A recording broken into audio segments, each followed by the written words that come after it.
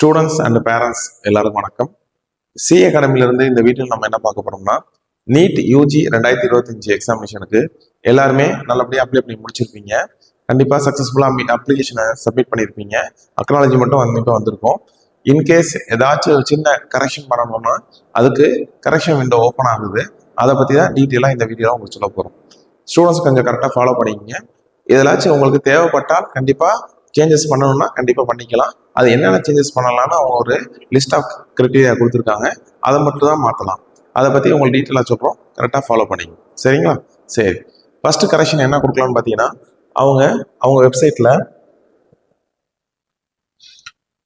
neat.nta.nic. அந்த வெப்சைட்டில் உள்ள போனோம்னா நம்மளுக்கு ஃபர்ஸ்ட் அவங்க ரிமைண்டர் கொடுத்துருக்க என்ன விஷயம் பார்த்தீங்கன்னா, நீட் எக்ஸாமினேஷன் இந்த வருஷம் மார்ச் 7 அப்ளிகேஷன் க்ளோஸ் ஆகுதுன்னு சொல்றாங்க. அது ஃபைனலைஸ் பண்ணி சொல்லியிருக்கறனால அதில் எந்த சேஞ்சஸும் வராது. இந்த வாட்டி 2 வாட்டி ரிமைண்டர் கொடுத்துருக்காங்க, நோட்டீஸ் இஷ்யூ பண்ணியிருக்காங்க.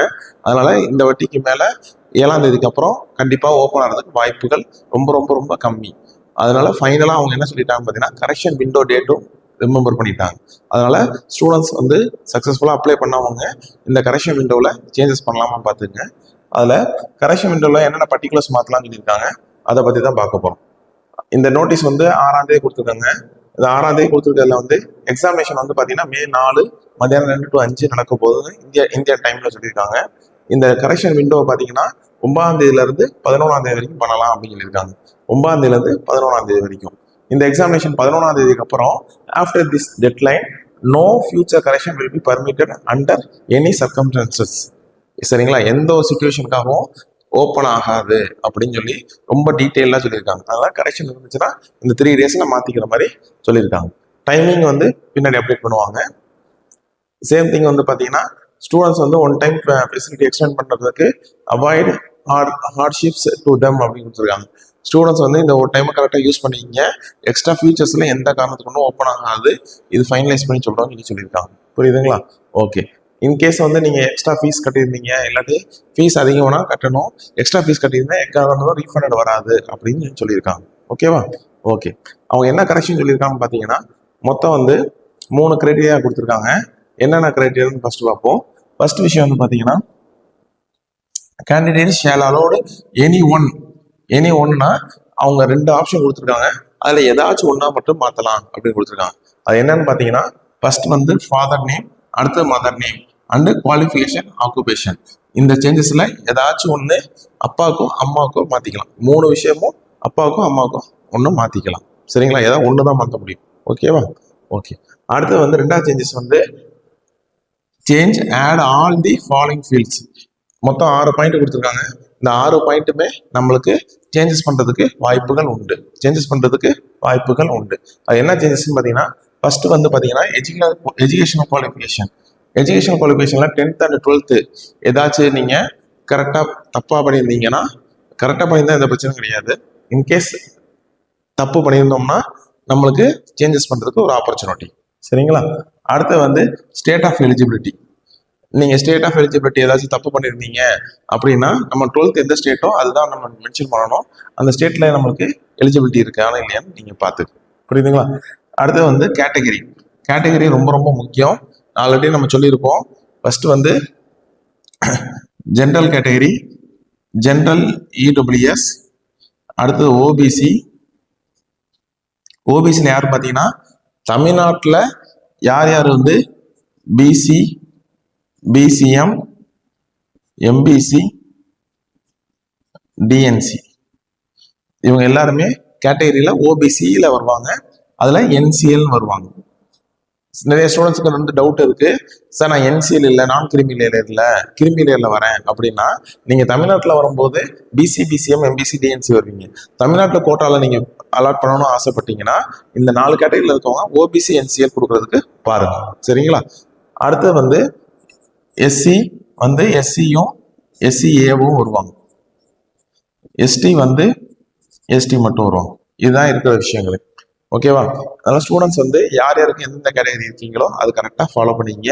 திரும்பவும் சொல்கிறோம், தமிழ்நாட்டில் நீங்கள் பிசி, பிசிஎம், எம்பிசி, டிஎன்சி இருக்கீங்கன்னா, நீங்கள் ஆல் இந்தியாவில் காம்படிஷன் பண்ணலை அப்படின்னா, நீங்கள் நான் கிரிமி லேயராக இருந்தீங்கன்னாலும் சரி, கிரிமி லேயராக இருந்தாலும் ஓபிசி என்சிஎல் கொடுக்குற மாதிரி பார்த்துக்கு. சரிங்களா? அடுத்து எஸ்சி எஸ்டி கொடுத்துருங்க. அடுத்தது வந்து சப் கேட்டகரியில் பிடபிள்யூடி இன்கேஸ் மென்ஷன் பண்ணலாம், மென்ஷன் பண்ணிக்கலாம். இன்கேஸ் தப்பாக மென்ஷன் பண்ணீங்கன்னா மாற்றிக்கலாம். அடுத்தது சிக்னேச்சர் ஆஃப் தி கேண்டிடேட். தப்பாக ஏதாவது சிக்னேச்சர் அப்லோட் பண்ணியிருந்தீங்கன்னா சிக்னேச்சர் மாற்றிக்கிற ஒரு ஆப்பர்ச்சுனிட்டி இருக்குது. அது மாதிரி number of attempts in NEET UG நம்ம வந்து ப்ரீவியஸ் இயர் அட்டன் பண்ணதை பொறுத்து அட்டம்ஸ் கொடுத்துருக்கலாம். இன்கேஸ் தப்பாக கொடுத்துருந்தீங்கன்னா மாற்றிக்கலாம். சரிங்களா? ஓகே. அடுத்தது அவங்க என்ன சொல்லியிருக்காங்க பார்த்தீங்கன்னா, the following candidate shall follow the changes the following based on the their permanent and present address. Permanent and present அட்ரஸை வச்சு நம்ம எக்ஸாமினேஷன் சிட்டி சென்டரும் மீடியம் ஆஃப் எக்ஸாமினேஷனும் மாற்றிக்கலாம். சரிங்களா?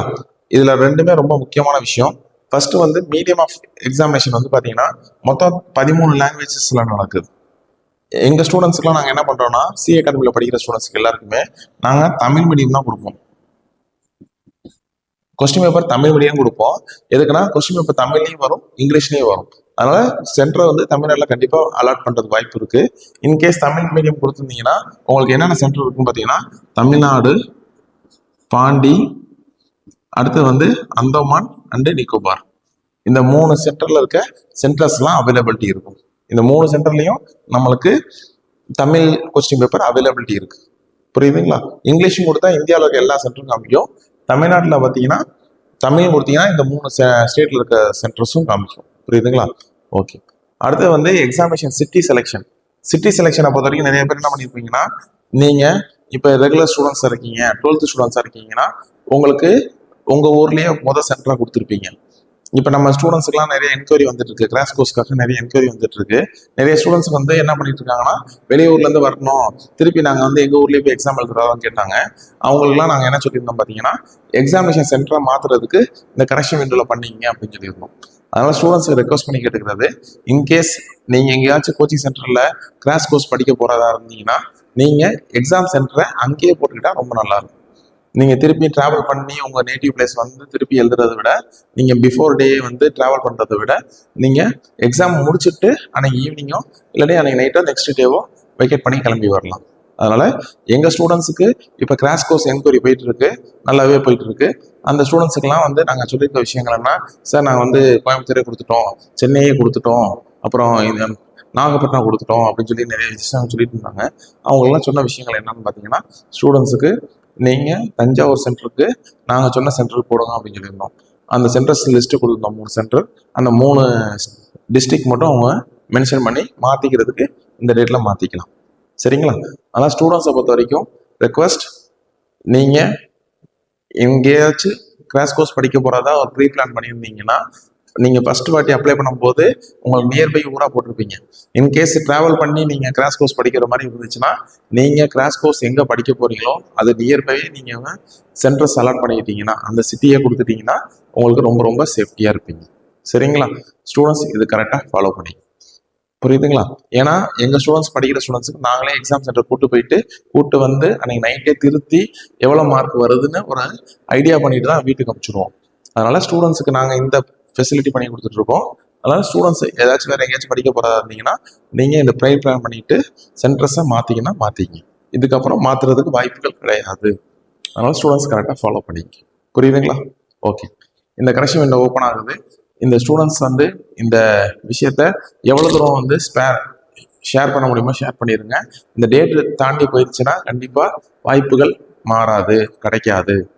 சரிங்களா? அதே மாதிரி அந்த அக்னாலஜ்மெண்ட் ஃபார்மை எடுத்து 1 or 2 times நீங்கள் உங்கள் வீட்டில் பிரதர் சிஸ்டர்ஸ் இருந்தாலும் சரி, அப்பா அம்மாட்டையோ கொடுத்து 1க்கு 2 வாட்டி 3 பேர்ட்ட கொடுத்தா ஏதாச்சும் ஒரு தப்பு கண்டுபிடிப்பாங்க, இல்லாட்டி தப்பு இருந்தாலும் ஐடென்டிஃபை பண்ணிடலாம். அதனால் 2-3 பேர்ட்ட அந்த அக்னாலஜ்மெண்ட் பிரிண்ட் போட்டு கொடுத்து பாருங்க. எல்லாருமே ஸ்பெல்லிங்லேருந்து எல்லாம் கரெக்டாக இருக்குன்னு அப்படியே ஒரு ஃப்ளோவில் சொல்லிட்டாங்கன்னா நம்மளுக்கு சாட்டிஸ்ஃபைடு, தப்பே கிடையாது. ஏன்னா இதில் ஏதாச்சும் கரெக்ஷன் தப்பு பண்ணியிருந்தீங்கன்னா நம்மளுக்கு அட்மிஷன் வரைக்கும் பாதிக்கப்படும். அதனால் தப்பு பண்ணாமல் இருக்கிறதுக்கு இப்போ கொடுக்குற டைமை கரெக்டாக யூட்டிலைஸ் பண்ணிக்கங்க. சரிங்களா? ஸ்டூடெண்ட்ஸ் எல்லாருமே நீட் எக்ஸாம் நல்லபடியாக படிங்க. Wish you all the best. Thank you.